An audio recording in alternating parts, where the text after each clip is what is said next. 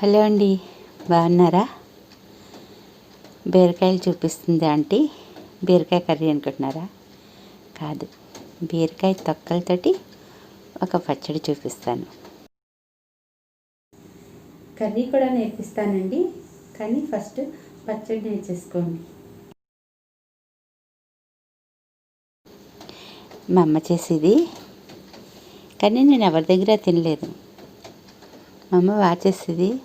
నాకు కొన్ని ఇంగ్రీడియంట్స్ తెలియక నేను వేసేదాన్ని కాదు, బాగానే చేశాను అనుకునేదాన్ని. కానీ మొన్న మా అమ్మ చెప్పింది ప్రాపర్గా ఇలా చేస్తాను నేను అని చెప్పేసి. సో చూసేయండి. దానికి ఏం కావాలంటే ఎండుమిరపకాయలు, పచ్చిమిరపకాయలు 2 వేస్తే బాగుంటాయంట. జీలకర్ర వేసేదాన్ని, మెంతులు వేసేదాన్ని కాదు, ఆవాలు వేసేదాన్ని కాదు. వెల్లుల్లిపాయ, కొంచెం చింతపండు, అసలుది ధనియాలండి. ధనియాలతో చాలా టేస్టీ ఉంది. మొన్న చేసినప్పుడు, అమ్మ చేసినప్పుడు చాలా బాగా అనిపించింది. మీరు చేసుకోండి. ఇవన్నీ పోపు సామాన్, మీకు తెలుసు కదా. పోపు అంటే పప్పులు, జీలకర్ర అవి ఉంటాయి కదా. బీరకాయలు శుభ్రంగా కడిగేసేసి తొక్క తీసేసానండి. తర్వాత కొంచెం కొత్తిమీర కూడా కావాలి. బాండీలో ఆయిల్ వేడి చేసి జీలకర్ర, మెంతులు, ఆవాలు, ధనియాలు ఇవన్నీ ఫ్రై చేసుకోవాలి. తర్వాత ఎండుమిరపకాయలు దాని తర్వాత ఒకటి వేసుకోండి.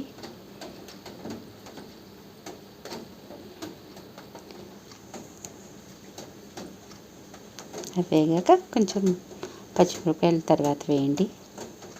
వేసి ఫ్రై చేయండి. తర్వాత కొంచెం వెల్లుల్లిపాయలు ఎక్కువ వేసుకుంటే బాగుంటుందని అన్నది. కొంచెం వెల్లుల్లిపాయలు పొట్టు తీసేసి వేయండి. వేసి కలిపేసేసి దానిలోని మిక్సీ వేసినప్పుడు నలగదని చెప్పేసి నేను దాంట్లోనే ఉప్పు కలిపేసేసాను. కరివేపాకు కూడా కొంచెం వేసానండి. ఉప్పు, పసుపు వేసాను అన్నమాట. వేగిపోయాక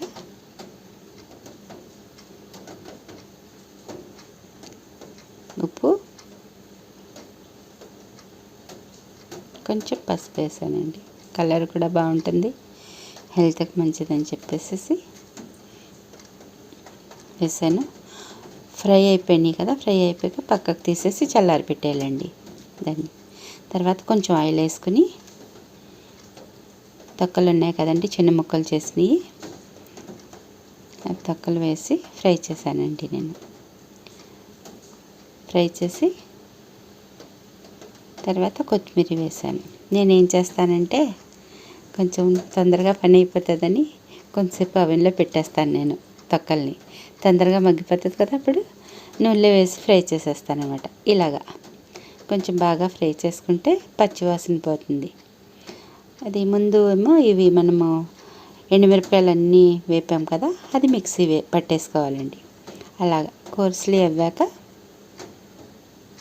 తర్వాత చింతపండు వేయాలి.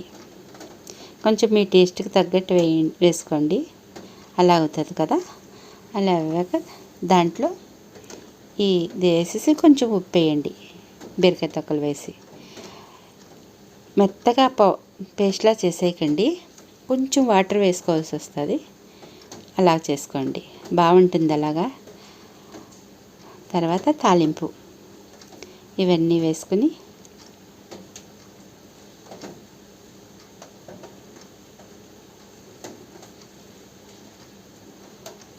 నేనేం చేస్తానంటే తాలింపునంతా తీసుకెళ్ళి మనం చేసిన దాంట్లో వేయను, పచ్చడిలో వేయను, చట్నీలో వేయను.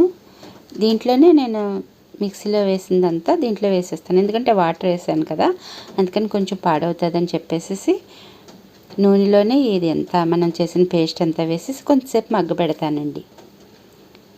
మనకు కావాలంటే తర్వాత కొంచెము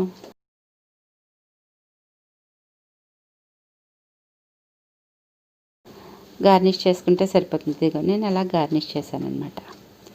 నచ్చిందండి.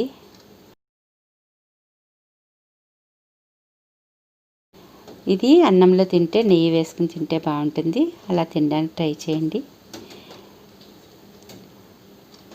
నచ్చితే కనుక లైక్ చేయండి, షేర్ చేయండి. ఛానల్ని సబ్స్క్రైబ్ చేయండి.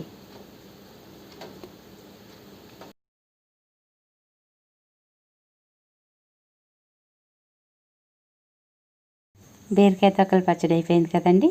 ఇప్పుడు కర్రీ కూడా పచ్చిరొయ్యలతోటి వండుదామండి.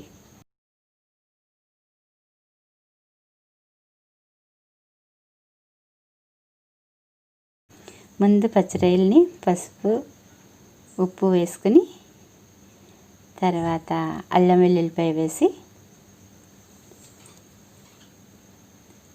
కారం వేయాలండి. అల్లం వెల్లుల్లిపాయ కొంచెం ఉంచుకోండి, ఉల్లిపాయలు వేపినప్పుడు వేద్దాం. కారం కావాల్సినంత వేసుకోండి. తర్వాత ధనియాల పొడి 1 స్పూన్ వరకు బాగానే ఉంటుందండి, మసాలాలతోటే ఉంటుంది, ఎందుకంటే బీరకాయ చప్పగా ఉంటుంది కనుక ఇవన్నీ పడితే బాగుంటుంది. జీలకర్ర పొడి, గరం మసాలా కొంచెం వేసానండి. బాగా కలిపేసేయాలి. ఎప్పుడు నాన్ వెజ్ ఎప్పుడు కొంచెం నేను ఎంతే స్పూన్తో చూపిస్తున్నాను, చేత్తో కలుపుకుంటే దానికి బాగా పడుతుంది. మ్యారినేట్ చేసుకుని పెట్టుకోండి ఎప్పుడుని. అంటే ఏ నాన్ వెజ్ చూపించినా నేను కారం సరిపోలేదని కొంచెం కారం వేసానండి. చేత్తో కలుపుకొని పెట్టుకుని 1 అవర్ ముందు పెట్టుకుంటే బాగుంటుంది. 1 ఉల్లిపాయ వేసానండి, వెల్లుల్లిపాయలు ఎక్కువ కావాలి. కరివేపాకు, పచ్చిమిరపకాయ, 2-3 టమాటాలు వేసుకోండి.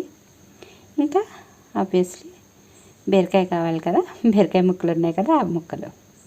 తర్వాత బండి పెట్టేసుకుని ముందు జీలకర్ర, కరివేపాకు, వెల్లుల్లిపాయ వేపాలండి, ఎందుకంటే వెల్లుల్లిపాయ కొంచెం వేగదు, అందుకని ముందు అది వేపాక అప్పుడు మళ్ళీ ఒకే ఉల్లిపాయ కట్ చేశాను అనమాట నేను.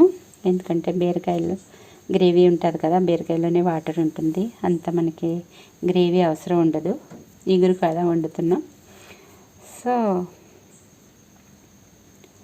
ఉల్లిపాయలు బాగా వేపేసేయాలండి. అది వేగాక పచ్చిమిరపకాయలు వేయలేదు కదా, పచ్చిమిరపకాయలు కూడా వేసేయండి. అంతా కలిపేసేసి బాగా వేపుకోవాలండి. కొంచెం ఎప్పుడు ఎర్రగా అయితేనే, అంటే ట్రాన్స్పరెంట్ కాదు, కొంచెం ఎర్రగా అవ్వాలండి ఎప్పుడు నాన్ వెజ్లో, అప్పుడే బాగుంటుంది. అప్పుడు తర్వాత ఇంకొంచెము అల్లం వెల్లుల్లిపాయ ఉంచాను కదా, ఆ వెల్లుల్లిపాయ కూడా వేసానండి.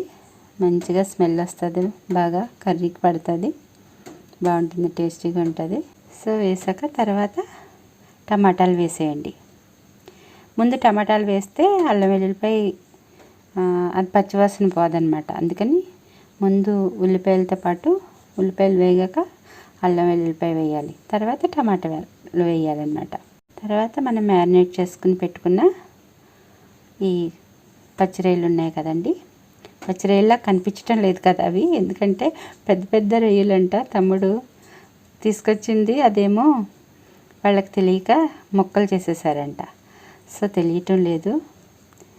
తర్వాత దాంట్లో మసాలా, గిన్నెలో మసాలా ఉండిపోతుంది కదా, ఆ నీళ్లు కూడా పోసేసి మూత పెట్టి కొంతసేపు నూనె పక్కకి తేలే వరకు కొంతసేపు ఉంచండి. నూనె వచ్చేసింది కదా, అంటే కొంచెం అంతా మసాలా అంతా పట్టేసింది అనమాట ముక్కలకి, ఉడికింది కదా. తర్వాత బీరకాయలు వేసుకోవాలండి, బీరకాయ ముక్కలు వేసుకోవాలి. మీరు పొడవుగా కట్ చేసుకోవచ్చు, ములక్కాడలాగా ఇలా కట్ చేసుకోవచ్చు, చిన్న చిన్న ముక్కల్లాగా, ఎలాగన్నా బాగానే ఉంటుందండి. నేను ముక్కల్లా చేశాను. ఇంకా బాగా లుక్ బాగుండాలంటే పొడవుగా ములక్కాడలా కట్ చేయండి, బాగుంటుంది.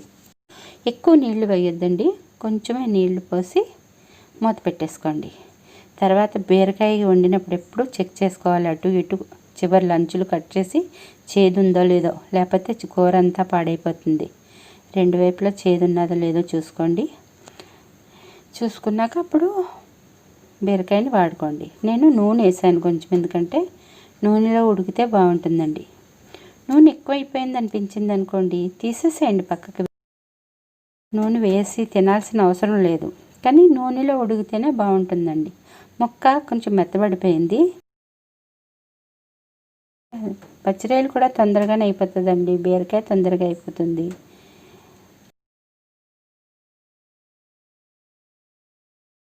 కొంచెం సేపు ఉంచండి. తర్వాత ఇంకా పూర్తిగా అవ్విందో లేదో తెలియాలంటే వెల్లుల్లిపాయ ఉంటుంది కదండి, ఆ వెల్లుల్లిపాయ తీసుకొని